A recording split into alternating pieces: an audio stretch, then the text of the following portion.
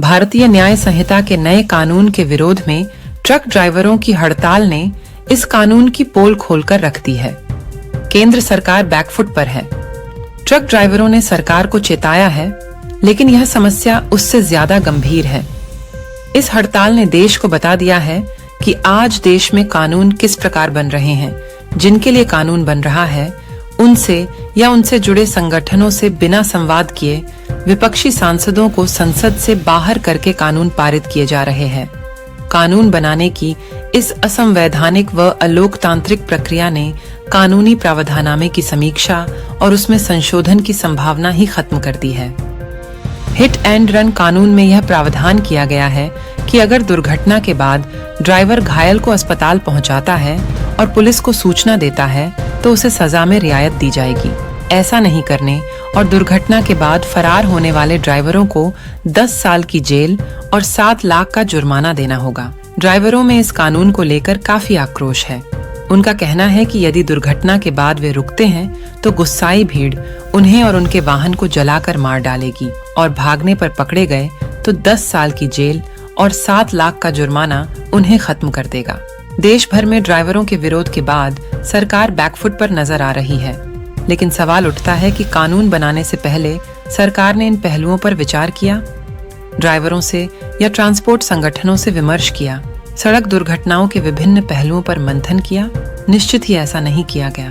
अगर ऐसा किया जाता तो शायद ड्राइवरों को सड़क पर उतरने की जरूरत नहीं पड़ती।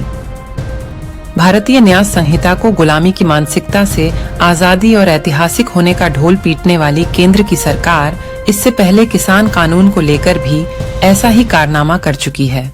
उस समय भी किसानों ने 1 साल तक विरोध प्रदर्शन किया।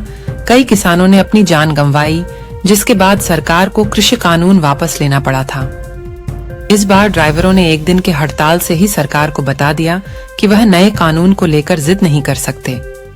जिस समय भारतीय न्याय संहिता का विधेयक लोकसभा में पारित किया जा रहा था, उस समय लोकसभा के 97 सांसद निलंबित किए जा चुके थे। इस तरह से आज देश में कानून बनाए जा रहे हैं और बनाने के बाद कभी वापस लिया जा रहा है तो कभी लागू नहीं किया जा रहा। PRS लेजिस्लेटिव रिसर्च ने हाल ही में एक आंकड़ा जारी किया है। इसके अनुसार 15वीं लोकसभा में UPA की सरकार के दौरान 72% बिल स्टैंडिंग कमेटी के पास भेजे गए। 17वीं लोकसभा में यानी मोदी सरकार के दौरान यह आंकड़ा गिरकर 16% तक पहुंच गया है। इस शीतकालीन सत्र में एक भी बिल सदन की समिति को नहीं भेजा गया।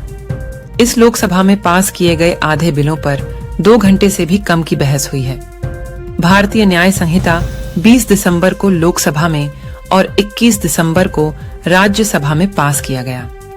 25 दिसंबर को इसे राष्ट्रपति की मंजूरी मिल गई। इस बिल पर बहस के दौरान विपक्ष के 97 सांसद निलंबित होने के कारण सदन से बाहर थे। विपक्ष के सांसदों को बाहर कर बिल को पास कराया गया, जिससे स्पष्ट है कि इस बिल पर गहन चर्चा नहीं हुई। संसद में चर्चा के दौरान तथा पास होने के बाद भारतीय न्याय संहिता के बारे में केवल खूबियां बताई गईं। मीडिया के माध्यम से इसका व्यापक प्रचार किया गया और कमियों को लोगों तक पहुंचने ही नहीं दिया गया। सरकार ने इस कानून को पास कराने के लिए विपक्ष की जरूरत नहीं समझी, लेकिन बिल पास होने के 10 दिनों के भीतर ही ड्राइवर समुदाय विपक्ष बनकर सड़कों पर उतर आया। ड्राइवरों के विरोध ने देश को और सत्ता को यह बता दिया कि कानून बनाने की यह प्रक्रिया सही नहीं है। भारतीय न्याय संहिता की पूरी समीक्षा होनी चाहिए और इसमें ड्राइवरों के हितों का भी ख्याल रखा जाना चाहिए।